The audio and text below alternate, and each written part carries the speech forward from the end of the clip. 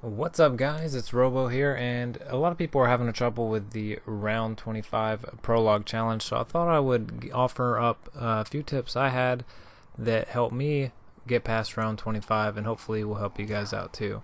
So at the beginning of every round, what I would do is run 3 laps around that table. That would get, a good bit of them trained up there in the middle, then immediately head upstairs. Now, you don't want, when you're first building your train, you don't need to worry about killing any of them. You actually just want to get them all trained up and built up behind you. It's very important you don't have new ones spawning in when you've not got the train built up yet. Now here's where the really key part is. Once you have the train built up, only kill a few at a time. You do not want you want to keep the new ones spawning in to as small a number as possible at a time, because you cannot have, these guys getting you trapped in corners and stuff. That's literally the best method for dealing with the zombies. Just kill them slowly. You don't have to kill a bunch of them at once. Now, the next thing is the whistlings. You don't even have to worry about them. Those are the guys with the axes or the club or whatever they've got, by the way. You just need to make sure that they're not on this stairway right here, because they will hit you if you're going up that stairs. So definitely you have to make sure that if they are there, start spraying at them with your gun before you get there. If you damage them enough, they'll be stunned, and then you can run past them, and usually they will charge and get out of that stairway so you have room to go up on the next go round. And the last tip I have is always make sure you've got 3 armor.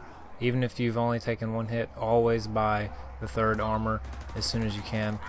There's going to be times where you're going to get all the way down to 1 hit and you're going to fall off the stairs and die.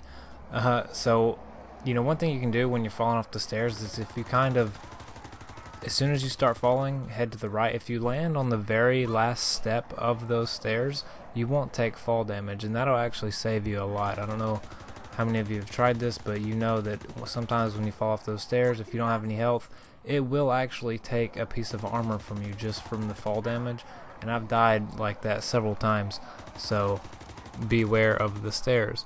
And that's pretty much it. You just keep running the same route that I'm running. I'm going to let the rest of this gameplay play out so you can see how I deal with the whistling and how I deal with killing the zombies and everything. Just take your time. That's the most important thing. You don't have to rush this, because if you do, you're going to end up spawning in too many zombies and getting trapped. Now, as I'm sure you know, you have to do this one time without dying, and then another challenge is doing it without opening the door. Personally, I would say go for them both at the same time. Go for the one without dying and go for the one without opening the mystery box door, because, I only went down once in this gameplay, but it was just a stupid down that I could have been avoided.